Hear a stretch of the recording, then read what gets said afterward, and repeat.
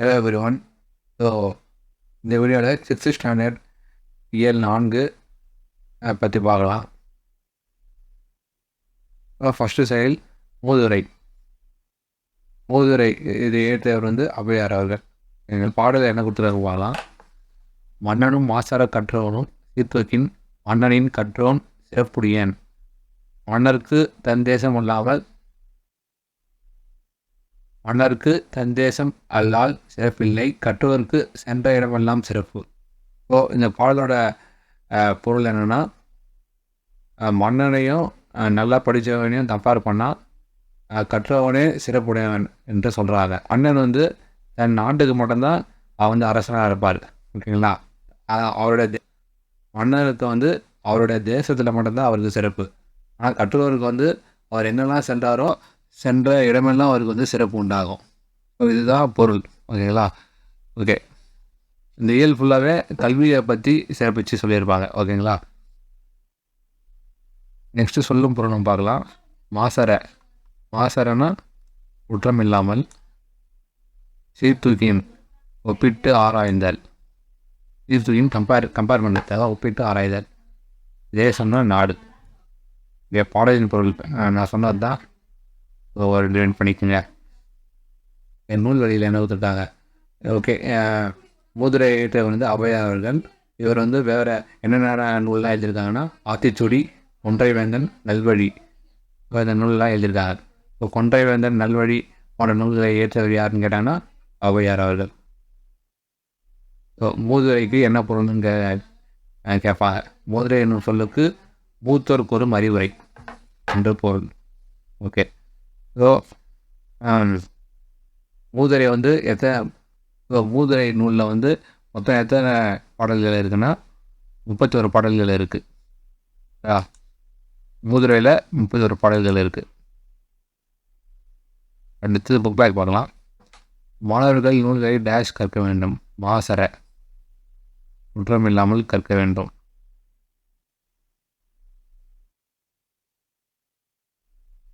இடமெல்லாம் பிரித்தெழுதுக. இடம் குடல் எல்லாம்.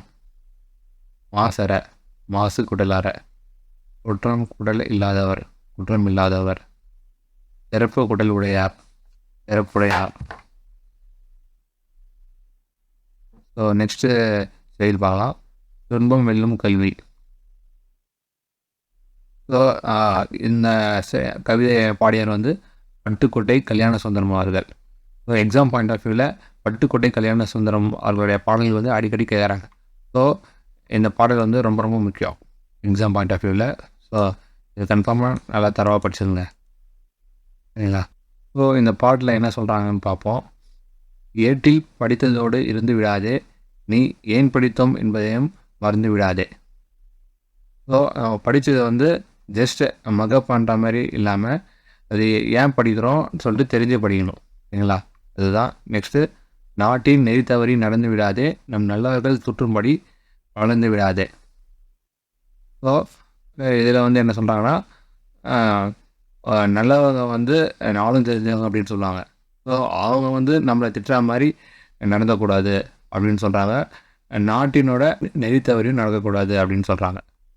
அடுத்தது, மூத்தோர் சொல் வார்த்தைகளை மீறக்கூடாது, பண்பும் முறைகளையும் மொழிதனினும் மாறக்கூடாது. ஸோ மூத்தோர் சொன்னால் நம்மளுடைய பெரியவர்களோட வார்த்தையை கடைபிடிச்சி நடக்கணும். ஓகேங்களா? அவர்களிடம் பண்பாக நடந்து கொள்ளணும். ஓகேங்களா? மாற்றால் கைப்பொருளை நம்பி வாழக்கூடாது, தன் மானமில்லா கோழையிடம் சேரக்கூடாது. ஸோ மற்றவங்க நம்பி வாழக்கூடாது, அதுவும் இல்லாமல் கோழையுடன் சேரக்கூடாதுன்னு சொல்லியிருக்காங்க. துன்பத்தை வெல்லும் கல்வி கற்றிட வேண்டும், நீ சோம்பலை கொள்ளும் திறன் பெற்றிட வேண்டும். ஸோ கல்வி தான் துன்பத்தை வெல்கிறது. ஓகேங்களா? ஸோ அத்தகைய கல்வி எல்லாரும் படித்தாகணும். நீ சோம்பலை கொள்ளும் திறன் பெற்றிட வேண்டும். ஸோ சோம்பலை முறியடித்து முடியணும். சோம்பல் இல்லாமல் வாழணும் அப்படின்னு சொல்கிறாங்க. பம்பு செய்யும் குணம் இருந்தால் விட்டிட வேணும், அறிவு வளர்ச்சியிலே வான்முகட்டை தொட்டிட வேண்டும். வம்பு தும்பு எதுவும் பண்ணாமல் இருக்கணும். தென் அறிவு வளர்ச்சியில் நல்லா படித்து அறிவு வந்து நல்லா வளர்த்துக்கிறோம் அப்படின்னு சொல்கிறாங்க. அடுத்தது வெற்றி மேல் வெற்றி வர, விருது வர, பெருமை வர, மேதைகள் சொன்னது போல் விளங்கிட வேண்டும். நமக்கு வெற்றி மேல் வெற்றி கிடைச்சி நிறைய விருதுகளுக்கு வந்து சேரணும்னா நம்மளோட மேதைகளாக இருப்பாங்களே, ஸோ அவங்க வழியில் நடந்துக்கணும். சரிங்களா? ஸோ நெக்ஸ்ட்டு, பெற்ற தாயின் புகழும் நீ பிறந்த மண்ணின் புகழும் வற்றாமல் உன்னோடு வாழ்ந்திட வேண்டும். சரிங்களா? ஸோ பெற்ற தாய் வந்து நம்ம போட்டு வகையில் வாழணும். பிறந்த மண்ணின் புகழும் வற்றாமல் உன்னோடு வாழ்ந்திட வேண்டும். ஓகே, நம்ம பெற்ற தாய் வந்து நம்மளை எப்பவுமே பெருமைக்குரிய அளவில் தான் வச்சுருக்கணும். ஸோ அந்த அளவுக்கு நம்ம நடந்துக்கணும். அதுதான் கொடுத்துருக்காங்க. அடுத்தது சொல்லும் பொருளும் பார்ப்போம். தூற்றும்படினா இகழும்படி, மாற்றார்னா மற்றவர், மூத்தோர் பெரியோர், நெறி வழி, மேதைகள் அறிஞர்கள், வற்றாமல் குறையாமல். பாடலின் பொருள் ஒரு அப்படியே வாசிச்சிருங்க. ஓகே, அடுத்தது நூல்வெளி பார்க்கலாம். எளிய தமிழில் சமூக சீர்திருத்த கருத்துக்களை வலியுறுத்தி பாடியவர் பட்டுக்கோட்டை கல்யாண சுந்தரம் அவர்கள். எளிய தமிழில் சமூக சீர்திருத்த கருத்துக்களை வலியுறுத்துபவர் யாருன்னு கேட்டாங்கன்னா பட்டுக்கோட்டை கல்யாண சுந்தரம் அவர்கள். திரைப்பட பாடல்களில் உழைப்பாளிகளை பற்றி உயர்வாக பாடியவர் யாருன்னா அதுவும் பட்டுக்கோட்டை கல்யாண சுந்தரம் அவர்கள். ஸோ இவர் வந்து மக்கள் கவிஞர் என்று அழைக்கிறாங்க. ஸோ மக்கள் கவிஞர் யாருன்னா பட்டுக்கோட்டை கல்யாண சுந்தரம். மகாகவினா பாரதியார். சரிங்களா? பாவேந்தர் அல்லது புரட்சி கவினா யார்? பாரதிதாசன். பாவலரேறுனா பெருஞ்சித்திரனார். ஸோ இது மாதிரி அறிஞர்களோட மற்றொரு பேர் இருக்கும், புகழ்மிக்க பெயர்கள். இது மாதிரி ஒரு மக்கள் கவிஞர், மகாகவி சொல்லிதான் தெரிஞ்சுக்கணும். இதெல்லாம் எக்ஸாம்பிள் கேட்பாங்க. ஒரு பேக் பார்க்கலாம். மாணவர் பிற டேஷ் நடக்கக்கூடாது. மாணவர் பிற தூற்றும்படி நடக்கக்கூடாது. நாம் மூத்தோர் சொல்படி நடக்க வேண்டும். கைப்பொருள், கை குடல் பொருள், மாடம் குடல் இல்லா, மானம் இல்லா. ஓகே,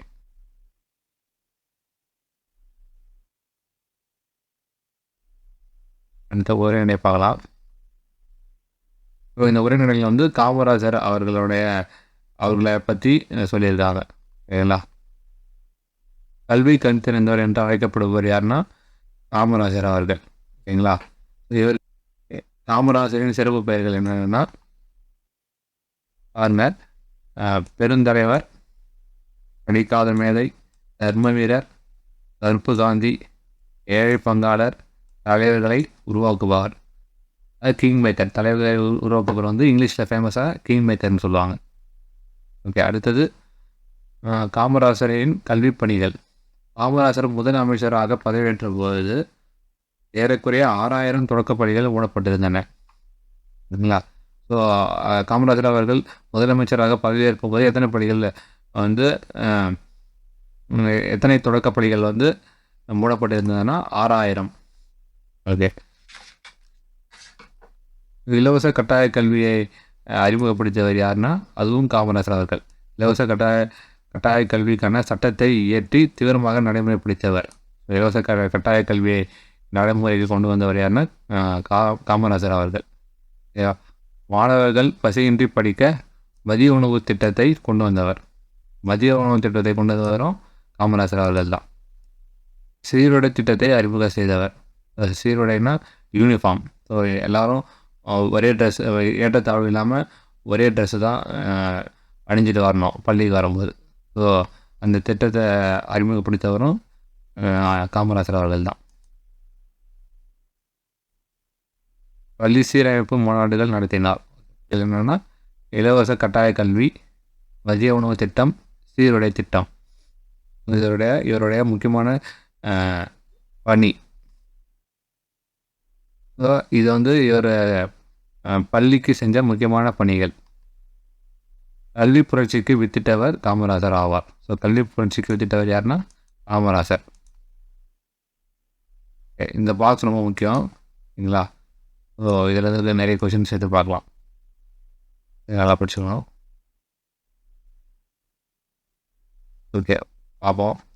மதுரை பல்கலைக்கழகத்திற்கு மதுரை காமராசர் பல்கலைக்கழகம் என பெயர் சூட்டப்பட்டது. ஓகே, காமராசர் பல்கலைக்கழகம் எங்கே இருக்குன்னு கேட்பாங்க. காமராசர் பல்கலைக்கழகம் எங்கே இருக்குன்னா மதுரையில் இருக்குது. ஓகே, அடுத்தது நடுவண் அரசு காமராசருக்கு பாரத ரத்னா விருது எந்த ஆண்டு வழங்கியதுன்னா 1976. 2வது பாயிண்ட். 3வது பாயிண்ட், காமராஜர் வந்த சென்னை இல்லம் மற்றும் விருதுநகர் இல்லம் ஆகியன அரசுரிமையாக்கப்பட்டு நினைவு இல்லங்களாக மாற்றப்பட்டன. ஸோ காமராஜர் வாழ்ந்த இல்லங்கள் எங்கெங்கெல்லாம் இருக்குன்னா சென்னையில் இருக்குது மற்றும் விருதுநகரில் இருக்குது. ஓகே, அடுத்த பாயிண்ட், சென்னை மெரினா கடற்கரையில் சிலை நிறுவப்பட்டது. காமராசருக்கு சிலை வந்து சென்னை மெரினா கடற்கரையிலே இருக்குது. தெரிஞ்சுக்கோங்க. இது அடுத்தது, சென்னையில் உள்ள உள்நாட்டு விமான நிலையத்திற்கு காமராசர் பெயர் சூட்டப்பட்டுள்ளது. ஓகே, உள்நாட்டு விமான நிலையம்னா டொமஸ்டிக். டொமஸ்டிக் வந்து காமராசர் பெயர் சூட்டப்பட்டுள்ளது. பன்னாட்டு விமான நிலையத்துக்கு வந்து அண்ணா அவர்களோட பெயர் சூட்டப்பட்டுள்ளது. அடுத்தது, கன்னியாகுமரியில் காமராசருக்கு மணிமண்டபம். ஸோ காமராசருடைய மணிமண்டபம் எங்கே இருக்குன்னா கன்னியாகுமரி. ஓகேங்களா. ஸோ இது வந்து நீங்கள் ஈஸியாக ஞாபகம் வச்சுக்கலாம். காமராசர் இதுவும் அது வரிசையாக இருக்கிறதால காமராசரோட மணிமண்டபம் கன்னியாகுமரி ஞாபகம் வச்சுக்கலாம். எந்த ஆண்டுனா 2000. 2/10/2000.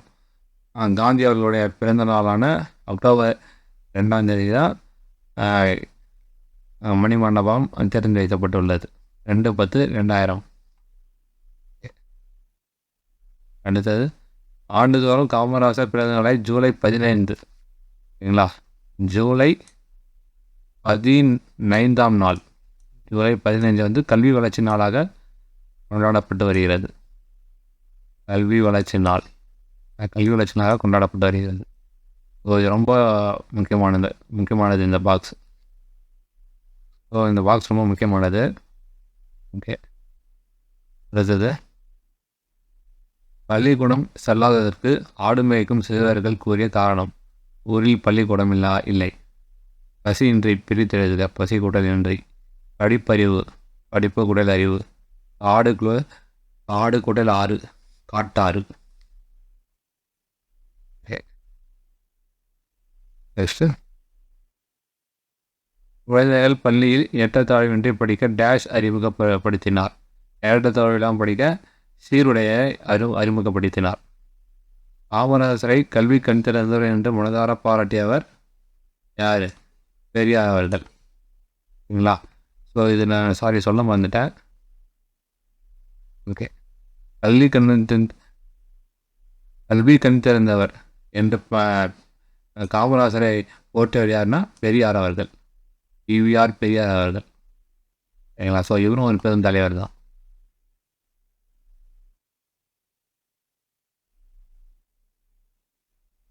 ஓகே, அடுத்தது பார்க்கலாம். 4 நூலகம் பற்றி பார்க்கலாம்.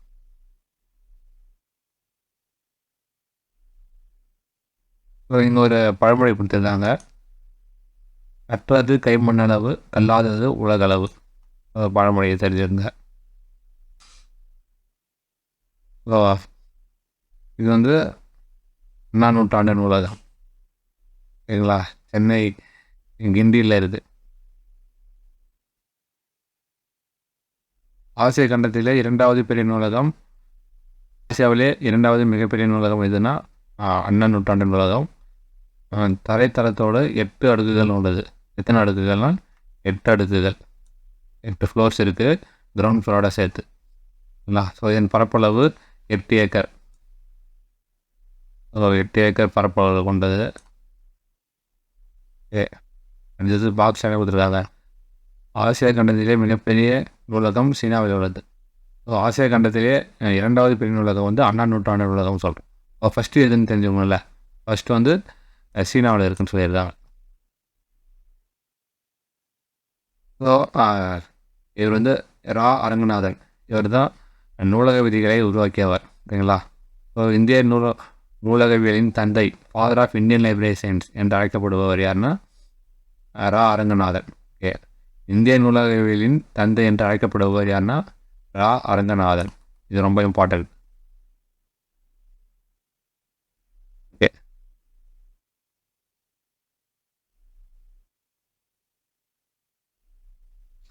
பார்வையற்றவர்கள் வந்து தொட்டு படித்து கொள்ளுமாறு ஏற்படுத்தப்பட்ட நூல்கள் பேர் வந்து பிரெய்லி நூல்கள் என்ற பெயர். 12ஆம் நூற்றாண்டு நூல்களில் அப்ராக்சிமேட்டாக 50,000க்கும் மேற்பட்ட நூல்கள் இருக்குது. மொத்தம் 8 ஃப்ளோர்ஸ் இருக்குதுன்னு சொன்னோம். ஸோ அதில் 7வது ஃப்ளோரில் வந்து அரசு கீழ்த்திசை சோடி நூலகம் உள்ளது. ஸோ அரசு கீழ்த்திசை சோடி நூலகம் வந்து 2ஆம் நூற்றாண்டு நூலகத்தில் எதனாவது ஃப்ளோரில் இருக்குதுன்னு கேட்பாங்க. 7ஆம் தளம். சரிங்களா? இங்கே பழமையான ஓலைச்சுவடிகள் சேகரித்து பாதுகாத்து வைக்கப்பட்டுள்ளது. ஸோ அரசு கீழ்த்திசை சோடிகள் நூலகத்தில் மெயினாக என்ன பராமரிச்சுட்டு வராங்கன்னா பழமையான ஓலைச்சுவடிகள். ஓலைச்சுவடிகள் வந்து பராமரிச்சுட்டு வராங்க. ஓலைச்சுவடிகள் வந்து எந்த நூலகத்தில் பராமரிக்கிறாங்கன்னா அரசு கீழ்த்திசை சுவடி நூலகம். 2ஆம் நூற்றாண்டு நூலகத்தோட தளங்கள் பற்றி கொடுத்துருக்காங்க. என்ன ஸோ இது எக்ஸாம் பாயிண்ட் ஆஃப் வியூவில் இம்பார்ட்டன்ட் கிடையாது. ஜஸ்ட் ஒரு ரீட் பண்ணிங்க. தமிழ் நூல்கள் எங்கே இருக்குன்னு தெரிஞ்சு வச்சுங்க. அட்லீஸ்ட் தமிழ் நூல்கள் வந்து 2nd ஃப்ளோரில் இருக்குது. அரைத்தளத்தில் வந்து என்ன இருக்கும்? பிரெய்லி நூல்கள், சொந்த நூல் படிப்பகம், நம்ம போயிட்டு நம்ம புக்ஸ் எதுவுமே உட்காந்து படிக்கலாம், மேகசின்ஸ் அது மாதிரிலாம் இருக்கும்.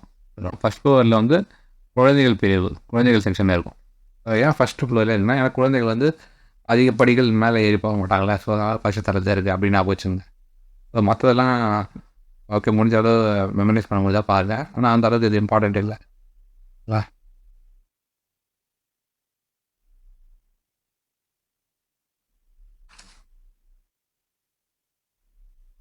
நூலகத்தில் படித்து உயர்தலை அடைந்த சில பெரியவர்கள் பற்றி கொடுத்துருக்காங்க. அறிஞர் அண்ணா, ஜவஹர்லால் நேரு, அண்ணல் அம்பேத்கர், பால் மார்க்ஸ். ஜவஹர்லால் நேரு வந்து இந்தியாவோட பிரதமராக இருந்திருக்கார். தெரிஞ்சுங்க. ஸோ சிறந்த நூலகர்களுக்கான விருது வந்து ரா அரங்கநாதன் விருது என்று அழைக்கப்பட்டது. சரிங்களா? ஓகே, நெக்ஸ்ட் என்ன இம்பார்ட்டண்ட்னா தேசிய நூலக நாள் எப்போ கொண்டாடுறாங்கன்னு தெரிஞ்சுக்கணும். சரிங்களா? ஸோ ரா அரங்கநாதன் அவருடைய நினைவாக தான் தேசிய நூலக நாள் கொண்டாடுறாங்க. என்னைக்குன்னா ஆகஸ்ட் 12. அடுத்து இலக்கணம், இன எழுத்துக்கள் பற்றி பார்க்கலாம். 6 வல்லின மெய் எழுத்துக்களுக்கும் 6 மெல்லின எழுத்துக்களும் இன எழுத்துக்கள் ஆகும். சரிங்களா? வல்லின எழுத்துக்கள் கசர தவிர மெல்லின எழுத்துக்கள் இங்கே எந்த நம்மன. சரிங்களா? ஸோ 6 எழுது. சரிங்களா? சொற்களில் மெல்லினமை எழுத்தை அடுத்து பெரும்பாலும் அதன் இனமாகிய வல்லின எழுத்து வரும். இன எழுத்தை எப்படி சொல்கிறாங்கன்னா, ஒரு மெல்லின மெய் எழுத்து. சரிங்களா? மெல்லின மெய் எழுத்துனா இதுதான். இங்கு, இஞ்சு, இன்னு, எந்த, இம், இன் இதெல்லாம் தான் மெல்லின மெய் எழுத்து. ஸோ இது இந்த மெல்லின மெய் எழுத்தை அடுத்து வந்து எப்போவுமே என்ன வருமா? அடுத்து அதற்கு இடமாகிய சொல்லியிருக்காங்க. ஓகேங்களா? ஸோ அதன் இனமாகிய வல்லின எழுத்தாகிய ஆ, சா, ட, த, ப, ரா. ஸோ இதுதான் வரும்னு சொல்லியிருக்காங்க. ஓகேங்களா? ஸோ இதற்கு அடுத்தது இதுதான் வரும். ஓகேங்களா? அதுக்கு எடுத்துக்காட்டுக்கு கொடுத்துருக்காங்க பாருங்கள். திங்கள், மஞ்சள், மண்டபம், சந்தனம், அம்பு, தென்றல். ஓகேங்களா? ஸோ இதை பாருங்கள். இதில் வந்து திங்கள் பாருங்கள். ஃபஸ்ட்டு திங்களில் இங்கு இருக்குது. இங்கு வந்து மெல்லின மெய். அதுக்கு அடுத்தது வல்லினம் வந்திருக்கு. கரெக்டுங்களா? அடுத்தது மஞ்சள், இஞ்சு, அது வந்து மெல்லின மெய். அது இருக்கு பாருங்க, மெல்லின மெய். அதற்கு அடுத்தது சா வந்திருக்கு. என்னது? அது வல்லினம். ஸோ அது மாதிரி எல்லாத்துக்கும் பாருங்கள் அப்படி தான் வந்திருக்கும். மண்டபம், சந்தனம், அம்பு, தென்றல். ஓகேங்களா?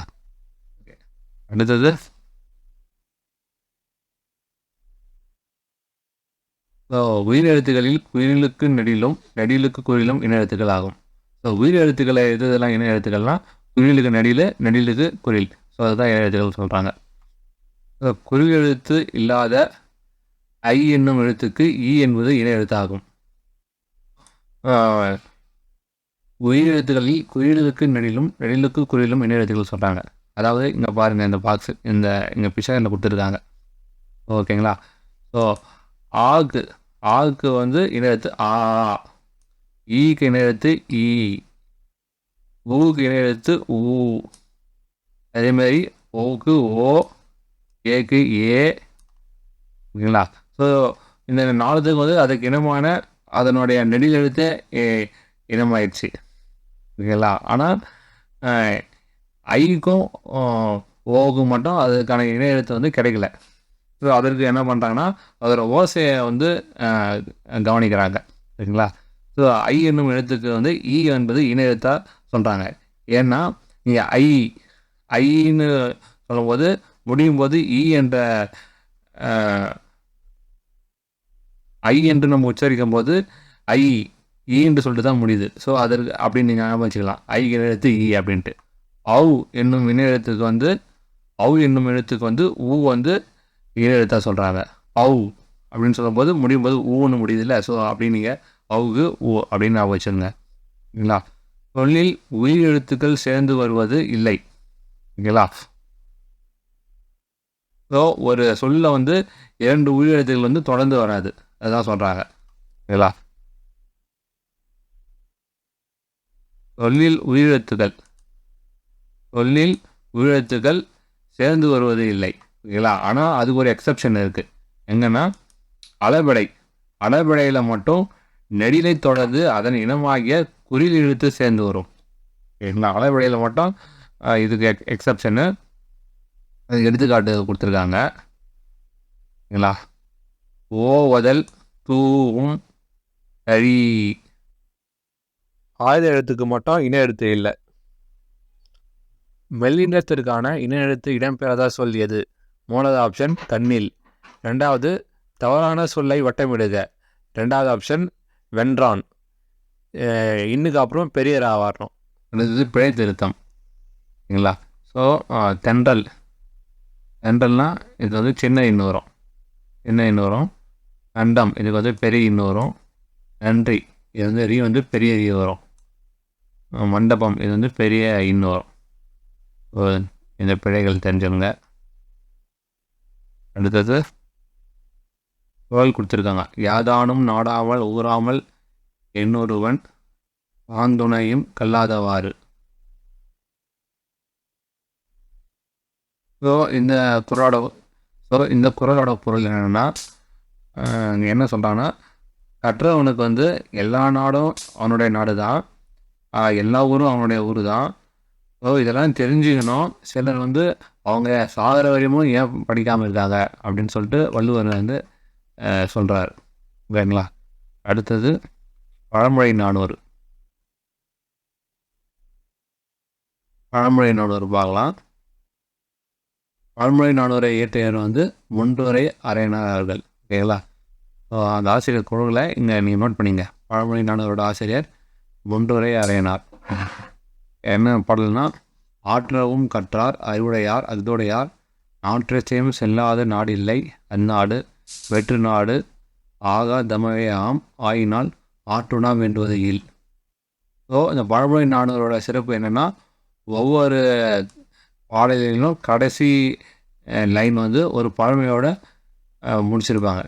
ஸோ இந்த பாடலில் என்ன பழமொழியோட முடிச்சிருக்காங்கன்னா, ஆற்றுனா வேண்டுவது இல். என்ன சொல்கிறாங்கன்னா, ஒருத்தர் வந்து தேவையான நூல்களை வந்து கற்கும்போது அவர் வந்து அறிவுடையவராக மாறுறாரு. ஓகேங்களா? ஸோ அந்த அறிவுடையவரோட புகழ் வந்து எல்லா திசையிலையும் பரவும். ஓகேங்களா?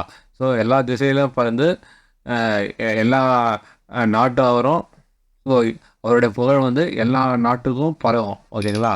ஸோ அப்படி பரவும் போது, ஸோ அந்த நாட்டுக்கு அவர் செல்லும் பொழுது அந்த நாடு வந்து அவருக்கு வேறு நாடாக தெரியாது, அந்த நாடும் அவருடைய நாடாகவே தெரியும். ஸோ அப்படி இருக்கும்போது வேற்று நாட்டுக்கு செல்லும் போது தன் நாடு போலவே நம்ம கருதி நம்ம கட்டிச்சோறுக்கும் எடுத்து போட தேவையில்லை. ஏன்னா நம்மளுக்கு அத்தையா புகழ் இருக்குது. ஸோ நம்ம கட்டிச்சோறுக்கும் எடுத்துகிட்டு போகாமல் நம்ம போகலாம். ஸோ அதுதான் சொல்லியிருக்காங்க. ஸோ முடியும் போது ஆற்றுனா வேண்டுவது இல் என்ற பழமொழியை சொல்லி முடிச்சிருக்காங்க. இந்த ஆற்றுனா வேண்டுவது இல் என்ன பொருள்னால் கற்றவனுக்கு கட்டிச்சோறு வேண்டாம். ஸோ அதுதான் இந்த பாடலோட மையமான பொருள். ஓகேங்களா? அடுத்தது இது காமராஜரோட பிறந்தநாள் வந்து எப்படி கொண்டாடுறோம்னா கல்வி வளர்ச்சி நாளாக கொண்டாடுறோம். டாக்டர் எஸ் ராதாகிருஷ்ணன் பிறந்தநாளை வந்து ஆசிரியர் தினமாக கொண்டாடுறோம். அப்துல் கலாம் அவர்களுடைய பிறந்தநாளை வந்து மாணவர்கள் தினமாக கொண்டாடுறோம். விவேகானந்தர் பிறந்தநாளை வந்து தேசிய இளைஞர் தினம் நேஷ்னல் யூத் டேவாக கொண்டாடுறோம். ஜவஹர்லால் நேரு அவர்களுடைய பிறந்தநாளை வந்து குழந்தைகள் தினமாக கொண்டாடுறோம். ஓகேங்களா? ஸோ இதற்கான நாள்கள் என்னென்னு தெரிஞ்சுக்கணும்ல. ஸோ கல்வி வளர்ச்சி நாள் வந்து நம்ம முன்ன லெசனில் பார்த்தோம், ஜூலை 15. ஆசிரியர் தினம் டீச்சர்ஸ் டே வந்து செப்டம்பர் 5. மாணவர்கள் தினம் வந்து அக்டோபர் 15 கொண்டாடுறோம். தேசிய இளைஞர் தினம் வந்து ஜனவரி 12 கொண்டாடுறோம். குழந்தை சில்ட்ரன்ஸ் டே வந்து நவம்பர் 14 கொண்டாடுறோம். ஓகேங்களா?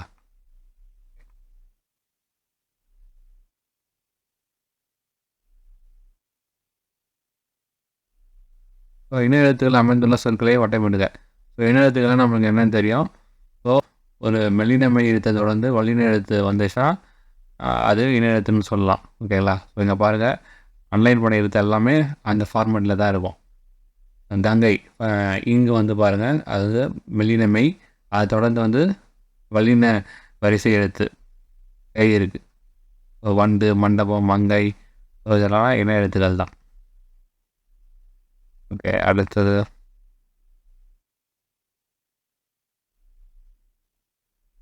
இங்கே ஒரு பழமொழி கொடுத்துருக்காங்க.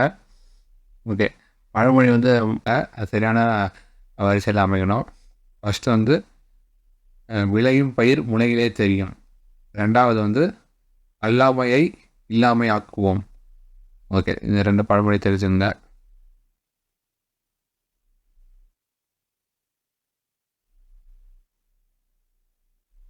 கலைச்சொல் பார்க்கலாம். கல்வினா எஜுகேஷன், தொடக்கப்பள்ளினா பிரைமரி ஸ்கூல், மேல்நிலைப்பள்ளினா ஹையர் செகண்டரி ஸ்கூல், நூலகம்னா லைப்ரரி, மீன்படிக்கட்டுனா எஸ்கலேட்டர், மின்தூக்கினா லிஃப்ட், மின்னஞ்சல்னா இமெயில், குறுந்தகடுனா காம்பேக்ட் டிஸ்க், மின் நூலகம்னா லைப்ரரி, மின்னூல்னா புக், மின் இதழ்கள்னா மேகசைன். ஸோ இதெல்லாம் தான் கலைச்சொல். ஓகே, இயல் 4 முடிஞ்சிச்சு. உங்களுக்கு புரிஞ்சிருக்குன்னு நினைக்கிறேன். ஸோ இதில் ஏதாவது டவுட்னா கமெண்ட் பண்ணுங்கள். ஓகேங்களா? ஸோ அடுத்து நம்ம இயல் 5 பார்க்க போகிறோம். ஓகேங்களா? Okay, thank you.